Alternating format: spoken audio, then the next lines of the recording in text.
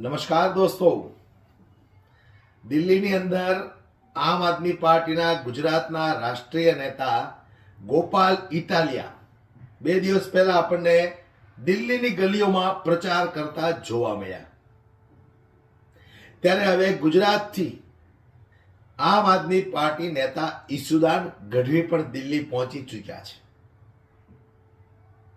ત્યાર પછી ઈસુદાન ગઢવીએ દિલ્હીની અંદર અરવિંદ કેજરીવાલે જે કામો કરીને બતાવ્યા છે એ કામોને લઈને ખૂબ મોટો ખુલાસો કર્યો છે અને ભારતીય જનતા પાર્ટી પર કટાક્ષ કરતા ઈસુદાન ગઢવીએ કહ્યું કે ભાઈ દરેક માતા પિતાની ઈચ્છા હોય કે મારું બાળક સારી સ્કૂલમાં ભણે. જો કોઈ માતા પિતાને ફી ભરવાની સગવડ ઓછી હોય અથવા તો ફી ભરવાની સગવડ જ ના હોય તો એમનું બાળક ક્યાં ભણે? ગુજરાતની અંદર આજે સરકારી સ્કૂલોના કેવા હાલ છે.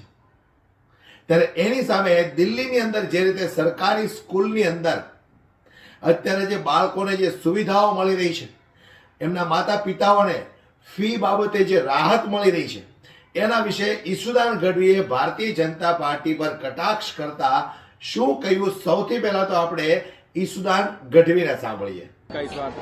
देखो, दिल्ली के दिलों में, दिल्ली के लोगों के दिलों में अरविंद जी हर हमेश के लिए हैं.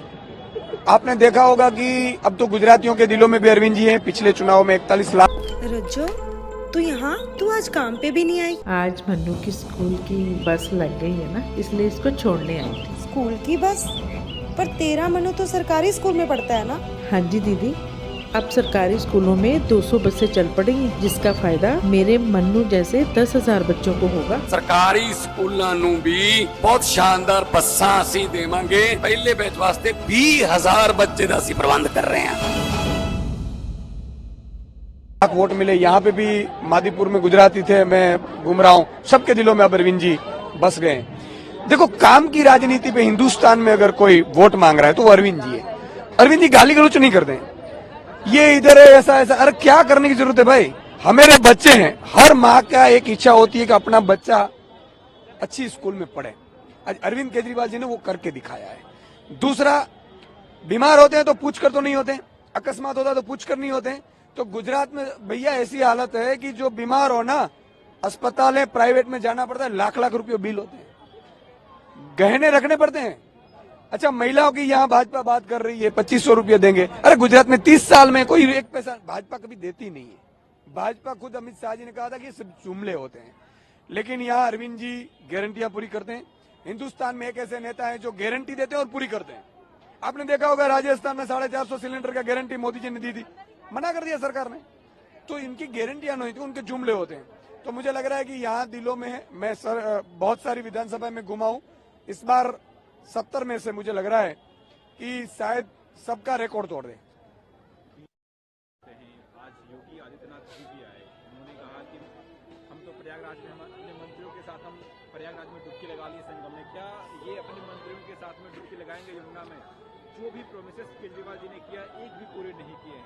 किसने कहा है? मैं ये बोल रहा हूँ, योगी जी को तो शर्म आनी चाहिए कि वहाँ अस्पतालें अच्छी नहीं है, वहाँ शिक्षा अच्छी नहीं है, वहाँ देखो गुंडागर्दी इतनी हो गई है, कानून व्यवस्था नहीं है, बिजली फ्री नहीं है.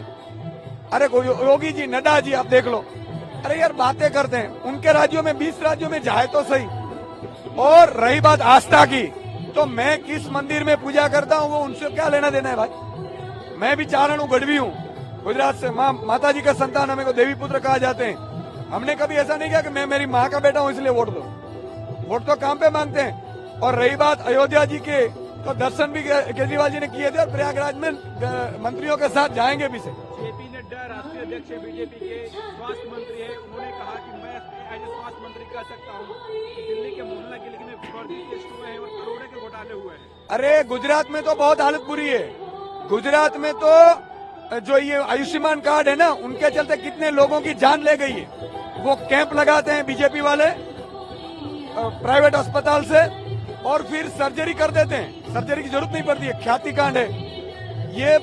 यहाँ गुजरात में हजारों पेशेंट के बिना पैसा आयुष्मान कार्ड के पैसे ले लिए इन्होंने, चाव कर दिए. कितने लोगों की जान पे खतरा है.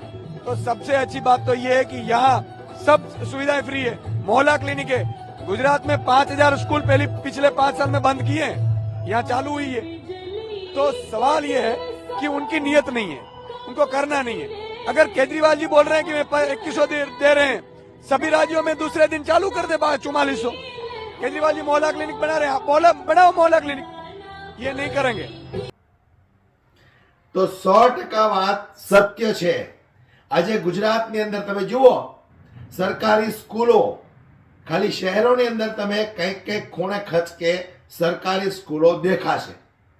ગામની અંદર તમે જાઓ, તપાસ કરો, સરકારી સ્કૂલોના નામો નિશાન મટી ગયા છે।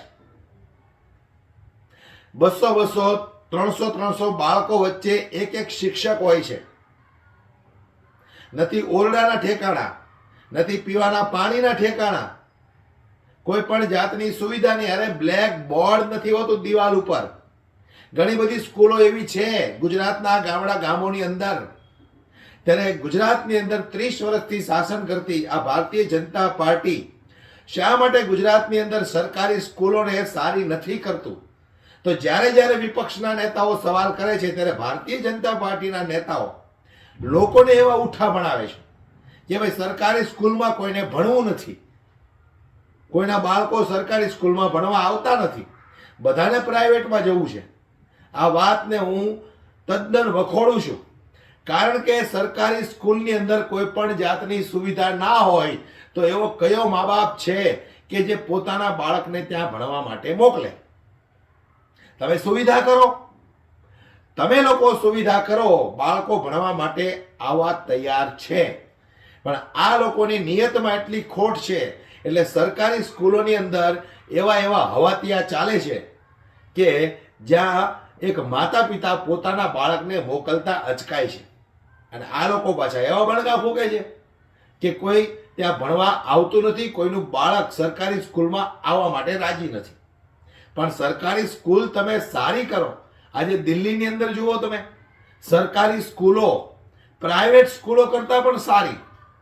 એટલે જ તો જ્યારે અમેરિકાના રાષ્ટ્રપતિના પત્ની આવ્યા હતા અને ઇન્ડિયાની કોઈ સારામાંની એક સરકારી સ્કૂલ, ગવર્મેન્ટ સ્કૂલ જોવા માટે એમણે માંગણી કરી, તો દેશના વડાપ્રધાન નરેન્દ્ર મોદી મૂંઝાયા કે કઈ જગ્યાએ મારે લઈ જવા કે જ્યાં ગવર્મેન્ટ સ્કૂલ એકદમ ટોપ એન્ડ 1 ક્લાસની હોય। ન છૂટકે એમને દિલ્હી લઈ જવા પડ્યા। તો 30 વર્ષથી ગુજરાતની અંદર ભારતીય જનતા પાર્ટીનું શાસન છે, તો એવી સરકારી સ્કૂલ કેમ ન બનાવી શક્યા કે અમેરિકાના રાષ્ટ્રપતિના પત્નીને ગુજરાતની અંદર સ્કૂલ બતાવી શકે? શરમ આવી જોઈએ તમને લોકોને। 30 વર્ષથી તમે ગુજરાતની અંદર સરકાર ચલાવો છો, વિદેશના કોઈ વ્યક્તિ વિઝિટ માટે આવે તો એમને બતાવવા માટે તમારે અરવિંદ કેજરીવાલના રાજ્યમાં જવું પડે છે। અને પાછા અરવિંદ કેજરીવાલને તમે વખોડો છો કે દિલ્હીમાં એમણે શું એવા કામો કર્યા? અરે સાહેબ, અહીંયા તમારો ભાંડો ફૂટી જાય છે કે વિદેશના કોઈ મહેમાનો આવે ને ગવર્મેન્ટ સારામાં સારી સ્કૂલ જોવા માટેની માંગણી કરે તો દિલ્હી જવું પડે છે। અને આયા પાછા તમે બણગા ફૂકો છો। ઓલો જીતુભાઈ હમણાં કઈક ભાષણ આવ્યું હતું ને કે શિક્ષણ ક્ષેત્રે નરેન્દ્રભાઈ મોદીએ ખૂબ શિક્ષણનો સ્તર ઊંચો કરી દીધો। આવા હવાતિયા ઠોકવાના, સ્ટેજ ઉપરથી, મંચ ઉપરથી મન ભાવે એવા ભાષણો કરવાના।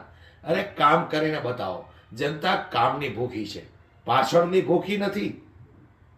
માટે જે રીતે ઈસુદાન ગઢવીએ દિલ્હીની અંદર ભારતીય જનતા પાર્ટી ઉપર જે પ્રહાર કર્યા છે એ બાબતે તમારું શું કહેવું છે મને કોમેન્ટ બોક્સમાં જરૂરથી જણાવજો। વિડીયો વધુમાં વધુ શેર કરી દો અને પસંદ આવ્યો હોય દોસ્તો તો લાઈક કરવાનું ભૂલશો નહીં। જય હિન્દ।